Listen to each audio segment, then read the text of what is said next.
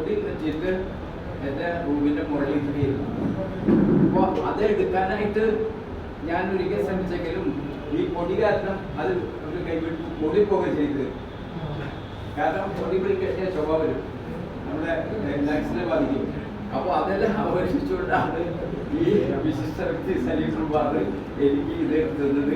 2 ഭാഗമായിട്ട് ഒന്ന് സലീമിനും ഒന്ന് കിഷോറിനും പങ്കുവെച്ച് കൊടുക്കുകയാണ് ചെയ്തത്. അവിചാരിതമായിട്ട് ചില രചനകളിൽ സാമ്യം അതുകൊണ്ട് വന്നിരിക്കാൻ എനിക്ക് നോക്കാൻ പറ്റില്ല.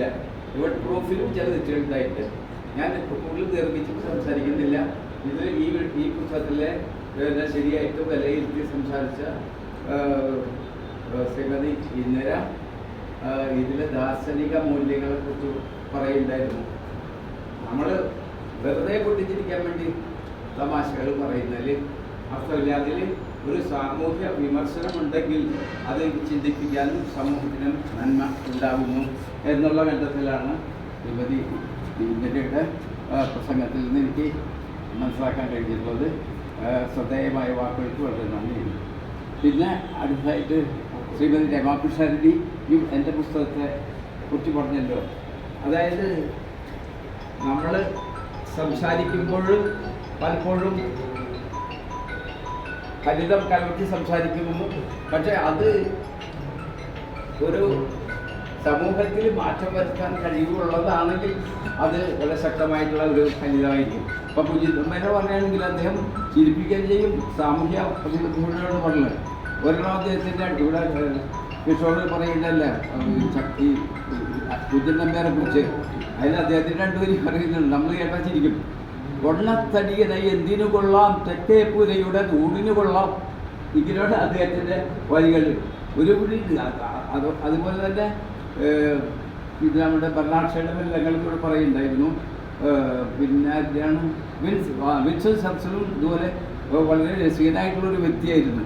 അദ്ദേഹം കുറേ ഫലിതങ്ങൾ പങ്കിടുന്നു. ഒരിക്കലും വിൻസൻ ചർച്ചിൻ്റെ ഒരു ഫലിതം ഞാൻ പങ്കിട്ടപ്പോൾ ഹാസ്യവേദിയുടെ സംഘടനയായിട്ടപ്പോൾ ഹാസ്യം ഒഴിച്ചുകൂടാൻ പറ്റില്ല ഈ വൈകിയ വേളയിൽ. അവിടെ ഞാൻ കുറച്ച് മാത്രമേ ഞാൻ പറയുള്ളൂ.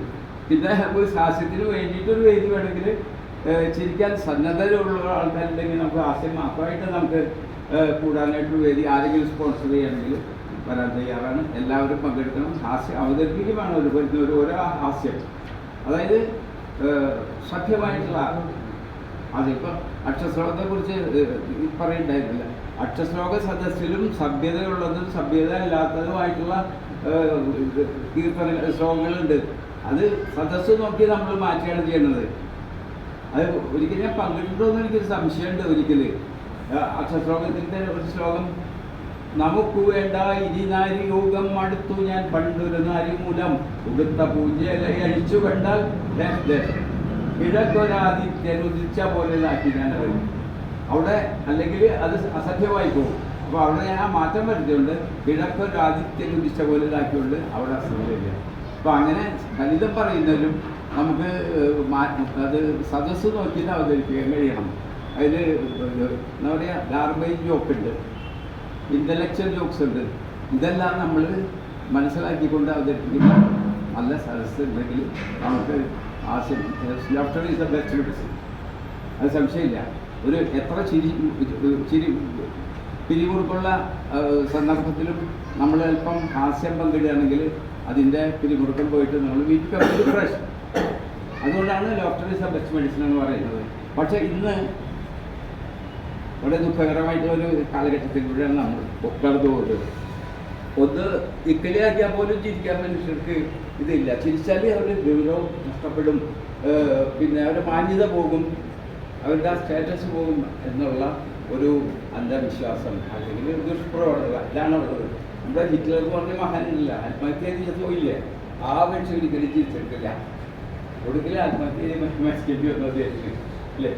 അതെ, ഞാൻ ഹാസ്യത്തിൻ്റെ അതുകൊണ്ട് പറയാനും ഈ പുസ്തകത്തിൽ പലതും ഞാൻ അനുഭവത്തിൽ നിന്ന് എഴുതുന്നു. പലതും അതിൽ അന്ത്യാഭിലാഷം എന്ന് പറഞ്ഞിട്ടുള്ള ആ കഥയാണത്. ആ കഥയ്ക്കാണ് എനിക്ക് ഫസ്റ്റ് പ്രൈസ് കിട്ടാതെ കിഷോറായിരുന്നുകൊണ്ട് കേരള സമാജത്തിൻ്റെ അന്ന് മത്സരത്തിന് രമയോ ബാബുഷാരുടെ ആരും ഉണ്ടായില്ല. അതുകൊണ്ട് ഭാഗ്യമായിട്ട് ഞാൻ കടന്നു ഞാൻ ഇത് കൊടുക്കുന്നു. അത് അന്ത്യാഭിലാഷമാണ്. അതിലെനിക്ക് 1000 രൂപയാണ് കിട്ടിയ ഫസ്റ്റ് പ്രൈസ്. ശ്രീമാൻ കഥയുണ്ടായിരുന്നു. പക്ഷെ എനിക്ക് പൈസ കിട്ടിയതായ രൂപയാണ് അന്ന്. പെട്രോളിയം പാപ്പ എൻ്റെ ആ മൂല്യം നോക്കണം. ആ കഥയിൽ പറയുന്നത് കൈക്കൂലിക്കാരനായിട്ടുള്ള ഒരു പോലീസ് ഉദ്യോഗസ്ഥൻ, അദ്ദേഹം കൈക്കൂലി വാങ്ങി ഇപ്പോൾ വാദി പോലീസിൻ്റെ അറിയാലോ, വാദിയിലേക്ക് അതും വാങ്ങും പ്രതിയിലേക്ക് ഒന്നും വാങ്ങും. രണ്ടു ഭാഗത്തും കൈക്കൂലി വാങ്ങുന്ന ആളാണ് കറിയാച്ചൻ. അയാൾക്ക് പേര് കറിയാച്ചൻ എന്നാണ്, ഒരു കരടിയുടെ രൂപമാണ്. അതുകൊണ്ട് അയാൾക്ക് നാട്ടുകാർ കൊടുത്ത പേരാണ് കരടി കറിയാച്ചൻ. ഇദ്ദേഹം മുഴുവൻ കരടി പോലെ. അപ്പോൾ ആ പേര് അദ്ദേഹത്തിന് നാട്ടുകാർ കൊടുത്താണ്. ആ കഥയാണ് സമാനാർത്ഥമായിട്ട് അതിൽ വന്നിട്ടുള്ളത്. അത് പറഞ്ഞാൽ ഒരു ദാർശനികതയുണ്ട്, കലമുണ്ട്. അതായത് എത്ര നമ്മൾ എന്ത് സമ്പാദിച്ചാലും ശരി, പോകുമ്പോഴും നമ്മൾ ഒരു കൈ മണ്ണ് പോലും നമുക്ക് കൊണ്ടുപോകാൻ പറ്റില്ല. ഇതിനെക്കുറിച്ചാണ് ഒരു 4 വരി കവിത വന്നിരുന്നു. അത് എനിക്ക് കവിത ആലപിച്ചു കഴിഞ്ഞാൽ നിങ്ങളൊക്കെ ഓടും, അതുകൊണ്ട് ഞാൻ കവിത പറയാം. പിറന്ന നാൾ മുതൽ മരണം വരെയും നമ്മൾ ഓർക്കുന്നത് മരണത്തെക്കുറിച്ച് മാത്രമാണ്. മരണത്തോട് അടുത്തുകൊണ്ടിരിക്കുകയാണ് ഓരോ ദിവസവും. നമ്മൾ പിറന്ന നാൾ തൊട്ട് മരണം വരെയും നമ്മൾ ഓരോ ദിവസവും നമ്മൾ മരണത്തോട് അടുത്തുകൊണ്ടിരിക്കുകയാണ്. നമ്മൾ എന്ത് നേടി, ഞാനെന്ത് നേടി, നീ എന്ത് നേടി, നേടിയതെല്ലാം മണ്ണിന് കൊടുത്ത് മരണത്തിലേക്കുള്ള യാത്ര. എത്ര അർത്ഥവത്തായ വരികളാണില്ലേ? അപ്പം ഹാസ്യത്തിൽ നമുക്ക്, ഹാസ്യം എന്ന് പറയുന്നത് നമുക്ക് പ്രതിയോഗികളെ, നമുക്ക് രക്തച്ചൊരിച്ചിലില്ലാത്ത മുറിപ്പെടുത്താവുന്ന ഒരു റബ്ബർ വാളാണ് ഹാസ്യം. ഹാസ്യം എന്ന് പറഞ്ഞാൽ റബ്ബർ വാളാണ്. നിങ്ങൾക്ക് പ്രതിയോഗികളെ, നിങ്ങൾക്ക് രക്തച്ചൊരിച്ചിലില്ലാതെ ഹാസ്യത്തിലൂടെ, നിങ്ങൾക്ക് ആക്ഷേപഹാസ്യത്തിലൂടെ മുറിവെത്താനായിട്ട് നിങ്ങൾക്ക് സാധിക്കും. ഈ വൈദ്യുതി ഞാൻ ഇനിയും ഹാസ്യം പങ്കിടണമെന്ന് ആലോചിക്കാനും ഹാസ്യത്തിൻ്റെ കെട്ടഴിച്ച ഒരു കൂടി ഫലിതങ്ങൾ നമുക്ക് പറയാനുണ്ടായിരിക്കും. ഒരു കുടുംബത്തിലെ ഒരു ചെറിയ ജോബിയാണ് പറഞ്ഞത്. ഈ പുസ്തകത്തെക്കുറിച്ച് നമ്മൾ ഇതെല്ലാം അവലോകനം ഒക്കെ കഴിഞ്ഞിരിക്കും.